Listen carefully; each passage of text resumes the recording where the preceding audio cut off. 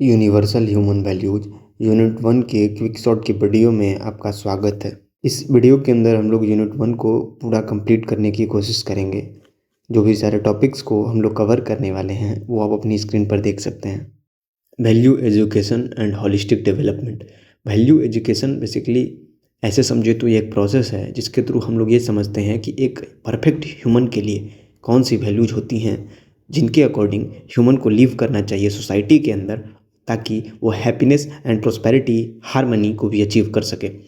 ये बेसिकली हमारे लिए काफ़ी हेल्पफुल है। जो बेसिकली वैल्यू एजुकेशन है वो इस तरीके से है क्योंकि ये बहुत सारे एस्पेक्ट्स में हेल्प करता है। जैसे हमें खुद के बारे में जानने में काफ़ी ज़्यादा मदद करता है, खुद के बारे में समझने में मदद करता है, जिसके थ्रू हम अपने लाइफ के अंदर अच्छे डिसीजंस अपने हित में बना सकते हैं। फिर ये बेसिकली नॉलेज को संस्कार यानी कि राइट बिहेवियर के साथ कंबाइन करता है। साथ के साथ अगर हम खुद के बारे में अच्छे तरीके से समझेंगे तो हम खुद के वीकनेसेस, खुद के स्ट्रॉन्ग पॉइंट्स, खुद के बारे में डीप डाइव करके जान सकेंगे, जिसके थ्रू हम मॉडर्न प्रॉब्लम्स जो कि बेसिकली मेंटल डिसऑर्डर्स होती हैं जैसे कि स्ट्रेस, एंग्जाइटी और रिलेशनशिप कॉन्फ्लिक्ट्स, उनको हम अच्छे से समझ सकते हैं। सिंपली हम लोग ये समझें कि जब हम लोग खुद के बारे में जानेंगे तो हम लोगों का एक बेटर, ऐसे बोले तो बेसिकली हमारी लाइफ एक रेनबो की तरह हो जाएगी, जिसके अंदर हम खुद को समझ पाएंगे कि हमारे लिए ये अच्छा है, हमारे लिए ये गलत है, जिसकी वजह से होलिस्टिक डेवलपमेंट यानी कि ओवरऑल डेवलपमेंट देखने को मिलेगा हमारे अंदर, बेसिकली हमारी फैमिली, सोसाइटी, सबके अंदर। जैसे एक एग्जाम्पल के थ्रू हम लोग समझ सकते हैं, हमारे लिए पढ़ना और पढ़ करके पैसे कमाना मूल सिद्धांत, एक्चुअल प्रिंसिपल नहीं है। पढ़ना, उसको सही तरीके से अपने लाइफ के अंदर इनकलकेट करना, राइट बिहेवियर्स को अपने लाइफ के अंदर इम्प्लीमेंट करना, ये होता है वैल्यू एजुकेशन का एक सिंपल प्रिंसिपल।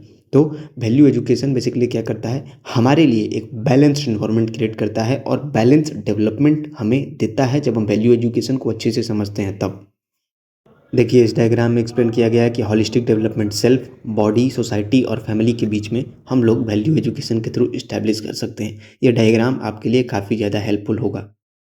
सेल्फ एक्सप्लोरेशन क्या होता है? ये एक इंटरनल प्रोसेस होता है जिसके थ्रू हम लोग खुद के बारे में समझ सकते हैं, लॉजिकली वेरीफाई कर सकते हैं और ये पता कर सकते हैं कि हमारे लिए क्या सही है और क्या गलत है। सबसे पहला स्टेप जो होगा सेल्फ एक्सप्लोरेशन का, वो होगा एक प्रपोजल से स्टार्ट करना, जिसके बारे में बेसिकली हमें कोई आइडिया दिया जा सकता है सोसाइटी के द्वारा, बुक के द्वारा या फिर टीचर के द्वारा। हम लोग एक एग्जाम्पल के थ्रू इसको और अच्छे से समझेंगे। दूसरे स्टेप पे आता है सेल्फ वेरिफिकेशन, यानी कि हमें खुद के इनर फीलिंग, इनर हमारा कैसा बिहेवियर है, किसी चीज़ के लिए हमारा रिस्पॉन्स कैसा है, इन सारी चीज़ों को हम लोग समझेंगे। थर्ड नंबर पे आता है एक्सपीरियंशियल वैलिडेशन, यानी कि जो भी प्रपोजल होगा, जो भी सारे हमें टास्क दिए गए हैं, उनको हम लोग रियल टाइम बेसिस पर टेस्ट करेंगे और ये पता करने की कोशिश करेंगे कि उसके जो बेसिकली रियल टाइप में हमने उसका सिमुलेशन किया तो हमें उसके रिजल्ट्स क्या मिल रहे हैं। ठीक है। फोर्थ स्टेप आता है, जो अब हमने देख लिया कि ये चीज़ हमारे लिए सही हो सकती है, इसका रिजल्ट कैसा मिल रहा है, अच्छा है या बुरा है, तो हम लोग उसको अपने अकॉर्डिंगली अपने अंदर एक्सेप्ट कर सकते हैं और बोल सकते हैं कि हाँ, ये प्रैक्टिस में अगर लिया जाए तो इसके जो रिजल्ट्स आएंगे, जो आउटकम होंगे, वो अच्छे होंगे। एग्जाम्पल जैसे हम लोग समझना चाहेंगे, हमें अगर मान लेते हैं कि प्रपोजल मिला कि एंगल, जो बेसिकली हमारे लिए एंगर यानी कि जो गुस्सा होता है वो हमारे लिए हार्मफुल होता है। फिर हमने क्या किया, बेसिकली एक सेल्फ वेरिफिकेशन के लिए जब हम लोगों ने चेक किया कि हाँ एंगर होता है, तो हम लोग खुद को महसूस करते हैं कि नहीं, जब झगड़ा वगैरह हो जाता है जैसे गुस्से में, तो उसके बाद हम लोग महसूस करते हैं कि नहीं, हमने कुछ गलत काम कर दिया। ये हो गया सेल्फ वेरिफिकेशन। एक्सपीरियंशियल वैलिडेशन का मतलब क्या हुआ कि अब हम लोगों ने ये एक्सपीरियंस किया कि नहीं, झगड़ा होने के बाद जिससे हम बात करते थे उससे हमारा बात करना छूट गया। इसके बाद हम लोगों ने क्या किया कि हमारे पास एक एक्सेप्टेंस मिली कि नहीं, गुस्सा करना वाकई में एक गलत चीज़ है। तो सेल्फ एक्सप्लोरेशन जो होता है वो बेसिकली आउटसाइड इन्फॉर्मेशन, जो बाहरी इन्फॉर्मेशन है, उसको पर्सनल ट्रूथ यानी कि हमारे लिए इनर सेल्फ हमको समझाता है, हमारे इनर सेल्फ को, कि ये चीज़ हमारे लिए गलत होगी, ये चीज़ हमारे लिए सही होगी। बस किसी तरीके से नहीं, एक प्रैक्टिकल लॉजिकल वे के थ्रू, जिसके अंदर 4 स्टेप प्रोसेस फॉलो होता है। वहीं डायग्राम यहाँ पे दिया गया है कि हमें बेसिकली बाहर से कोई आइडिया मिलती है, उसको हम लोग नेचुरली एक्सेप्ट करते हैं, फिर बेसिकली उसके अनुसार हम लोग उसको प्रूव करते हैं। जैसे एक पाइथागोरस थ्योरम प्रूफ करना है तो हमें दिया गया कि प्रूफ करो पाइथागोरस थ्योरम को, फिर हमने बेसिकली माना कि चलो भाई ये सही है, अब इसको हम लोग प्रूफ करने के लिए चलते हैं, तो सेल्फ वेरिफिकेशन हो गया। फिर एक्सपेरियंशियल वैलिडेशन, यानी कि हम उसको प्रूफ करने के लिए जो भी सारे फॉर्मूले यूज कर सकते हैं उसको करेंगे, फिर जब प्रूफ हो जाएगा तो उसको हम लोग नेचुरली क्या कर लेंगे, एक्सेप्ट कर लेंगे। ये 4 प्रोसेस है। अब हम लोग pre conditioning versus natural acceptance के बारे में समझ लेते हैं। प्री कंडीशनिंग का सिंपल मतलब ये होता है कि हमें बचपन से कुछ बातें बता दी गई और हम लोगों ने उसको मान लिया, हमने ये कोशिश भी नहीं किया कि वो बात हमारे लिए सही है या गलत है। जबकि नेचुरल एक्सेप्टेंस होता है कि उसके अंदर हम लोग ये चेक करते हैं कि ये चीज़ सही है या गलत है, उसके रिजल्ट्स क्या हो सकते हैं, वो सारी चीज़ें। और ये सबसे ज़रूरी होता है अपनी लाइफ के अंदर इस चीज़ को अडॉप्ट करना कि नेचुरल एक्सेप्टेंस कहीं ज़्यादा बेहतर है प्री कंडीशनिंग से, क्योंकि प्री कंडीशनिंग जो होगा वो सोसाइटी या फिर मीडिया से आता है, जो अक्सर कन्फ्यूजन क्रिएट करता है और इसकी वजह से स्ट्रेस होता है, गलत डिसीजन हम लोग अपनी लाइफ के अंदर बना लेते हैं। जैसे सोसाइटी ने बोला कि आप एक बच्चा है 95% आया है और आपका बच्चा है कि निहायती गँवार है, वो पढ़ाई नहीं करता है, ऐसा नहीं। हमें खुद के लिए खुद से हमें ये टेस्ट करना होगा, खुद से ये पता करना होगा कि क्या ये प्री कंडीशनिंग के अंदर इस चीज़ को हम डालेंगे या नेचुरल एक्सेप्टेंस के अंदर। जब भी नेचुरल एक्सेप्टेंस की बात आएगी तो हम लोग उसको एक्सपीरियंस करेंगे। बेसिकली नेचुरल एक्सपीरियंस जो होता है या फिर नेचुरल एक्सेप्टेंस जो होता है वो अंदर से आता है और ये most of the time logically correct होगा, क्योंकि हम लोगों ने जो भी डिसीजन बनाया वो उसके बेसिकली यस और नो दोनों चीज़ों को देख करके डिसीजन बनाया। बस अपने कान के अंदर नहीं डाल लिया हमने, उसके बारे में काफ़ी सारे डिसीजंस बनाए, काफ़ी सारी चीज़ें सोची कि ये करने पे क्या हो सकता है, ये करने पे क्या हो सकता है, तब जा कर के हमने उसको एक्सेप्ट किया। इसी की वजह से नेचुरल एक्सेप्टेंस बोलेंगे इसको, जिसके अंदर बेसिकली स्टेबल परमानेंट पीस हमें अचीव होता है। ठीक है, जैसे एग्जांपल के थ्रू समझने की बात करें तो हमारे प्री कंडीशनिंग बचपन से क्या बता दी जाती है कि पढ़ाई करो, खूब पढ़ाई करो और उस पढ़ाई करके पैसे कमाना उससे, ये प्री कंडीशनिंग है। लेकिन जब हम पढ़ाई करते हैं वाकई में when we will realize out, जब ये हम रियलाइज़ करेंगे, समय काफ़ी बीत जाता है उसमें नेचुरल एक्सेप्टेंस होने में। जब हम रियलाइज़ करते हैं तो देखते हैं कि पढ़ाई करना कहीं ज़्यादा बेहतर है जॉब करने से, पैसे कमाने से, क्योंकि पढ़ाई करने के दौरान हम अपने माइंड को कंटिन्यूसली ट्रेन करते हैं, नेचुरल एक्सेप्टेंस ही सिखाते हैं पढ़ाई का यूज करके। यही समझने वाली बात है।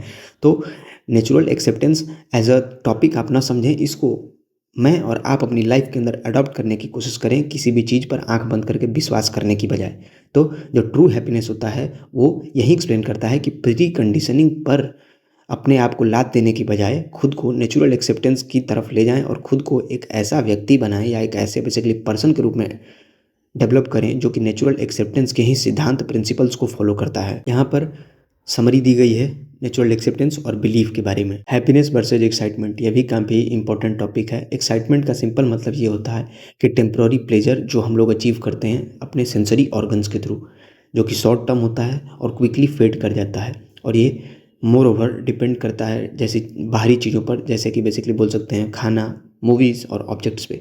जबकि हैप्पीनेस की बात करें तो ये एक स्टेबल कंटिन्यूअस स्टेट होता है जिसके अंदर हम लोग अंदर ही अंदर काफ़ी ज़्यादा हैप्पीनेस अचीव करते हैं, महसूस करते हैं। ये बेसिकली लॉन्ग टर्म होता है और कंटिन्यूअस यानी कि लगातार होता है। ये वैसा नहीं होता कि फेड करते रहता है टाइम के साथ साथ। ये बेसिकली लाइफ के बारे में, बाहरी और अंदरी दोनों चीज़ों के बारे में अच्छे तरीके से समझ करके हम लोग हैप्पीनेस को डेवलप कर सकते हैं। जैसे अगर एक पिज़्ज़ा या फिर बर्गर हम लोग खाते हैं तो हमें टेम्प्रोरी एक्साइटमेंट मिलता है कि नहीं बहुत अच्छा लग रहा है, वो सब चीज़ें हैं। लेकिन एक अच्छी फैमिली रखना जो कि बेसिकली नेचुरल एक्सेप्टेंस के प्रिंसिपल्स पे काम करती है, वो ज़्यादा हैप्पीनेस देगी हमें और वो ज़्यादा बेटर होगी बजाय कि एक्साइटमेंट के, कि नई गाड़ी आई तो हमने एक्साइट हो गए और उसके बाद पता चला कि घर में कलह और झगड़े हो रहे हैं, वो घर सही नहीं है। बजाय उसके हैप्पीनेस हो फैमिली के अंदर, लोग एक दूसरे को अच्छे तरीके से समझें, एक दूसरे के ओपिनियंस को अच्छे से रिस्पेक्ट करें, वो ज़्यादा बेहतर है। एंड दैट इज़ वाई वैसी फैमिलीज बेटर ग्रो करती हैं, उनके अंदर हैप्पीनेस होता है एक्साइटमेंट की बजाय। तो जो सेंसेस, अगर एक इंडिविजुअल एक पर्सन के रूप में बात करें तो जो सेंसेस सेंसरी ऑर्गन्स होती हैं वो हमें टेम्प्रोरी प्लेजर देती हैं, जबकि अगर हम चीज़ों को अच्छी तरीके से समझें कि हम कौन हैं और जिस चीज़ को हम देख रहे हैं, जिस चीज़ को हम एंजॉय करना चाहते हैं वो कौन है, तो वो हमें ज़्यादा लॉन्ग टर्मल हैप्पीनेस देगी। क्योंकि जब हम ये चीज़ रियलाइज़ करेंगे तो हम अच्छे डिसीजंस लाइफ के अंदर बना पाएंगे, और जब अच्छे डिसीजंस हम बना पाते हैं तो अच्छी चीज़ों को हम अपने लाइफ के अंदर ला पाते हैं। यहाँ पर एक सिंपल डायग्राम दिया गया है, देख सकते हैं। एक्साइटमेंट के अंदर जो कर्व होती है वो कैसे होती है और जो हैप्पीनेस होती है उसकी कर्व ऐसे कैसे होती है। लेकिन हैप्पीनेस का जो कर्व होता है उसको अचीव करने में काफ़ी टाइम लगता है। एक्साइटमेंट तो एक पल की चीज़ है, आप जब चाहें तब एक्साइट हो सकते हैं, लेकिन एक्साइटेड होना, पहली बार में जितने लेवल पे आप एक्साइट हुए, अगली बार उससे ज़्यादा आपको लेवल लगेगा एक्साइट होने के लिए। इसलिए एक्साइटमेंट से बचें और हैप्पीनेस के लिए अपने लाइफ के अंदर एक पाथ बनाएं, रास्ता बनाएं। देखिए ये भी काफ़ी इंपॉर्टेंट टॉपिक है, बेसिक ह्यूमन एस्पिरेशंस। एक स्टैंडर्ड आदमी जो कि लालच से भरा हुआ नहीं है, जिसके पास लाइफ के अंदर एक्चुअल जो बेसिकली जिसने यूनिवर्सल ह्यूमन वैल्यूज़ को अपने लाइफ के अंदर अडॉप्ट किया है, अपने लाइफ के अंदर उतारा है, उसके लिए क्या ज़रूरी होता है। तो जो भी ह्यूमन बींग जो ग्रीड से डायरेक्टेड नहीं है, वो यूएचबी के बेसिक ह्यूमन एस्पिरेशन से डायरेक्टेड है, उसके लिए दो चीज़ें मायने रखती हैं। पहला कंटिन्यूअस हैप्पीनेस एक्साइटमेंट की बजाय, और दूसरा प्रॉस्पेरिटी। हम लोग समझ लेते हैं हैप्पीनेस के बारे में जैसे बेसिकली हमने जैसे समझा कि जो ग्राफ होती है वो स्ट्रेट होती है, बोले तो कांस्टेंट ग्राफ होती है, जिसमें हम लोग कभी भी सेंसरी प्लेजर्स या फिर एक्साइटमेंट होती है। ऐसा नहीं होता कि एक व्यक्ति ऐसा ही हो जाएगा कि उसके लाइफ में एक्साइटमेंट नहीं होगा, बट वो एक्साइटमेंट को भाव देना बंद कर देता है। उसके लिए जो लाइफ में ज़्यादा इंपॉर्टेंट चीज़ है वो ये है कि हैप्पीनेस ऐसी हो, लाइफ ऐसी हो जिसके अंदर एक्साइटमेंट अपना घर बना के ना बैठ जाए, बजाय वो हैप्पीनेस रखता है अपनी लाइफ के अंदर। कंटिन्यूअसली ये देखता है कि जो लाइफ है वो कैसे चल रही है, अच्छे डिसीजंस बनाता है, नेचुरल एक्सेप्टेंस पे वर्क करता है। ये होती है हैप्पीनेस। फिर आती है प्रॉस्पेरिटी। प्रॉस्पेरिटी का सिंपल मतलब ये होता है कि हमारे पास इनफ फिजिकल फैसिलिटीज हों, चाहे बोले बेसिकली बोले तो हम लोग मटेरियलिस्टिक इतने कैपेबल हों कि हमारे लिए जो भी सारे बेसिक नीड्स हैं उनको हम लोग फुलफिल कर पाएँ। इसका सिंपल मतलब ये नहीं होता है कि इतना पैसा एक्यूमुलेट कर लें कि घर तोड़ा तो घर के अंदर से पैसा निकल रहा है, पलंग तोड़ा तो पलंग के अंदर से पैसा निकल रहा है, वो नहीं है। प्रॉस्पेरिटी का सिंपल मतलब ये होता है कि हमारे पास इतनी मनी हो, इतना वेल्थ हो कि हम लोगों की जो बेसिक नीड है लाइफ की, जो बेसिक हम लोगों की रिक्वायरमेंट्स हैं, वो हम लोग अपने अंदर अचीव कर पाएँ, जिसके थ्रू हम लोग बेसिक हैप्पीनेस के प्रिंसिपल्स को अडॉप्ट कर पाएँ अपनी लाइफ के अंदर। जैसे कि एग्जांपल के थ्रू हम लोग समझ सकते हैं कि आपके पास हो सकता है कि 1000 रुपये हो और आप अगर हैप्पीनेस को चेस कर रहे हैं तो आप हैप्पी हो सकते हैं। लेकिन ऐसा भी हो सकता है कि आपके पास 1 करोड़ हो और उसके बावजूद आप ये नहीं समझते कि आपके लिए हैप्पीनेस कितना मायने रखती है। उस केस में आप प्रॉस्पेरिटी को लैक करेंगे। तो जो ह्यूमन फुलफिलमेंट है वो बेसिकली क्या होती है, कंटिन्यूअस हैप्पीनेस और फीलिंग ऑफ प्रॉस्पेरिटी दोनों को कंबाइन, दोनों बेसिकली जब हैंड इन हैंड चलते हैं तब जा करके हम लोग अपनी लाइफ के अंदर जो हैप्पीनेस का ग्राफ था उसको अचीव कर पाते हैं। वहीं यहाँ पे एक्सप्लेन किया गया है कि जो बेसिक ह्यूमन फुलफिलमेंट होती है वो कंटिन्यूअस हैप्पीनेस और प्रॉस्पेरिटी का एक हैंड इन हैंड कॉम्बिनेशन होती है। 4 dimensions of human being and conflicts. जो एक ह्यूमन होता है वो 4 डायमेंशंस में बेसिकली लिव करता है, खुद के अंदर सेल्फ, बॉडी, फैमिली और सोसाइटी।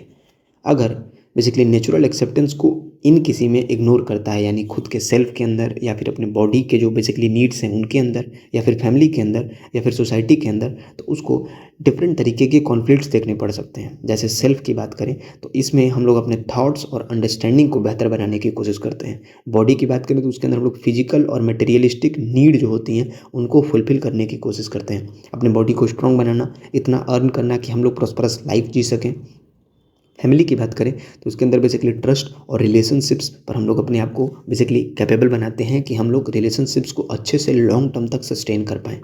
सोसाइटी की बात करें तो इसके अंदर बेसिकली हम लोग सोसाइटी के अंदर या फिर जो सोशल सिस्टम जो भी बेसिकली प्रिपेयर किया गया है, सोशल आर्किटेक्चर, उसको societal basically pressure, societal architecture, उसको हम लोग अपने ऊपर हावी ना होने दें, हम लोग उसको फॉलो करें अच्छे तरीके से। इंटरनल कॉन्फ्लिक्ट की बात करें तो जब इंटरनल कॉन्फ्लिक्ट होगा जिसमें बेसिकली हम लोग नेचुरल एक्सेप्टेंस को यूज नहीं करेंगे तो हमें ऑब्वियसली मैंने जैसे बताया था कि हम डिसीजन बनाने में दिक्कत होगा, हमें कन्फ्यूजन होगा, एनेक्जाइटी, स्ट्रेस होगा खुद के अंदर। जबकि एक्सटर्नल कॉन्फ्लिक्ट की बात करें तो हम लोग नेचुरल एक्सेप्टेंस की बजाय प्री कंडीशनिंग पर जब चलेंगे तो हमें आर्ग्यूमेंट देखने को मिल सकते हैं, फाइट देखने को मिल सकते हैं, फैमिली और सोसाइटी के अंदर डिसहार्मनी देखने को मिल सकती है। जैसे एग्जाम्पल के थ्रू समझना चाहें तो एक्सटर्नल कॉन्फ्लिक्ट जो है उसके अंदर आता है कि बेसिकली जो प्री कंडीशनिंग, हमने किसी से कुछ सुना और हम अपने फ्रेंड से फाइट करने लग गए, जबकि हमें नेचुरल एक्सेप्टेंस से ये पता करनी चाहिए थी कि क्या ये जो बात है वो सही हो सकती है, जिसको हम लोग बेसिकली अगर सिंपल वर्ड्स में बोले तो क्रिटिकल थिंकिंग। जबकि इंटरनल कॉन्फ्लिक्ट की बात करें तो इंटरनल कॉन्फ्लिक्ट कन्फ्यूजन की कब क्रिएट करेगी हमारे लिए, जब हम मोबाइल कंटिन्यूसली चला रहे हैं काफ़ी देर से, लेकिन हमारे माइंड में ये पता चल रहा है कि नहीं अभी हमारे लिए पढ़ना या फिर हमारे लिए कोई स्किल लर्न करना ज़्यादा ज़रूरी है, बट हम जब ये नहीं करते हैं तो वो हमें इंटरनल कॉन्फ्लिक्ट क्रिएट करती है। तो सबसे इम्पोर्टेंट क्या है 4 डायमेंशंस के अंदर कि आपको इन चारों डायमेंशंस के अंदर नेचुरल एक्सेप्टेंस का यूज करना है। और जब आप नेचुरल एक्सेप्टेंस का यूज करेंगे तो आप बेटर तरीके से रिलेशनशिप्स को चला पाएंगे, अपने आप को बेहतर तरीके से चला पाएंगे, अपनी बॉडी को बेहतर तरीके से ट्रेन कर पाएंगे, जिसके थ्रू आप internal as well as external conflict को अवॉइड कर पाएंगे, अच्छी तरीके से खुद को समझा पाएंगे इन द लॉन्ग टर्म, और हैप्पीनेस के ग्राफ को आप अचीव कर पाएंगे। इस डायग्राम में यही बताया गया है कि जो सेल्फ है वो एक बेसिकली बोलें तो बॉडी, फैमिली, सेल्फ भी आया और सोसाइटी, इन सभी को बेसिकली क्या करता है, हार्मनी बनाने की चलने की कोशिश करता है। और हार्मनी तभी आ पाएगी जब आप नेचुरल एक्सेप्टेंस के रास्ते में चलेंगे बजाय कि प्री कंडीशनिंग में चलें, क्योंकि हमने एग्जांपल देखा था उसके केस में इंटरनल या फिर एक्सटर्नल कॉन्फ्लिक्ट्स देखने को मिल सकते हैं। Programme for continuous happiness. तो जो कंटिन्यूअस हैप्पीनेस थी उसको अचीव करने के लिए हमें 3 बेसिक और मेन रिक्वायरमेंट्स के ऊपर फोकस करना होगा जो कि जिनको अवॉइड नहीं किया जा सकता। सबसे पहले आती है राइट अंडरस्टैंडिंग। राइट अंडरस्टैंडिंग का मतलब inner as well as outer self दोनों चीज़ों को ऑब्जर्व करना और खुद के थॉट्स, फीलिंग्स, इन सब चीज़ों को अच्छे से एग्जामिन करना। सेकंड चीज़ जो है वो है गुड रिलेशनशिप, यानी कि रिलेशनशिप्स को जैसे हमने पढ़ा ना कि हार्मनी मेंटेन करना पड़ता होता है, तो हार्मनी मेंटेन करना है सोसाइटल स्ट्रक्चर के थ्रू, फैमिली के जो स्ट्रक्चर है उसके अंदर म्यूचुअल फुलफिलमेंट ऑफ रिलेशनशिप्स और ट्रस्ट को मेंटेन करना होता है। फिजिकल फैसिलिटीज़ की बात करें तो वहीं बेसिकली नेसेसरी फिजिकल जो भी रिसोर्सेज चाहिए होते हैं हमारी बॉडी के लिए, सोसाइटी के लिए, उनको एक्यूमुलेट करना, पाइल अप करना या फिर बेसिकली होल्ड करना, मतलब गैदर करना, ताकि हम लोग अच्छे से रिलेशनशिप्स को सस्टेन कर सकें। सबसे ज़रूरी चीज़ ये है इसके अंदर कि उतना भी रिसोर्सेज ना एक्यूमुलेट कर लेना जिससे और भी जो सोसाइटी है उसकी हार्मनी को डिस्टर्ब कर दिया जाए। जैसे हम लोग अगर ये समझते हैं कि बेसिकली हमारे लिए एक एग्जांपल यहाँ पर दिया गया है कि अगर जैसे हम लोग मनी अर्न करते हैं तो वो मनी कितना भी हम अर्न कर लें वो हमारे लिए यूजलेस हो जाएगा अगर हमारे लिए पीस ऑफ माइंड हमारे अंदर नहीं है। यानी हम ये नहीं समझते हैं कि उस पैसे का क्या उपयोग हो सकता है या उस पैसे से हम क्या बेहतर कर सकते हैं अपनी लाइफ के अंदर। तो ये सबसे इंपॉर्टेंट चीज़ है। यानी अगर हम ह्यूमंगस बहुत ज़्यादा अमाउंट ऑफ मनी अर्न करते हैं बट उस मनी का यूज हमें नहीं पता है तो obviously it will not lead us to the right path. बोले तो इंटरनल कन्फ्यूजन क्रिएट करेगा, एंजाइटी, डिप्रेशन, ये सारी चीज़ें क्रिएट करेगी। तो यही सबसे इंपॉर्टेंट चीज़ है। सबसे पहले खुद के बारे में समझें, फिर रिलेशनशिप और फिर फिजिकल फैसिलिटीज यानी फिजिकल रिसोर्सेज के बारे में अच्छे से समझें। यहाँ पर प्रायोरिटी ऑर्डर दिया गया है जो कि नॉन नेगोशिएबल, यानी इसको अवॉइड नहीं किया जा सकता है। इस चीज़ को आप अच्छे से समझें, यही यहाँ पर बताया गया है। Thank you a lot. अगर यहाँ तक वीडियो देखा है तो PDF की लिंक आपको डिस्क्रिप्शन में मिल जाएगी।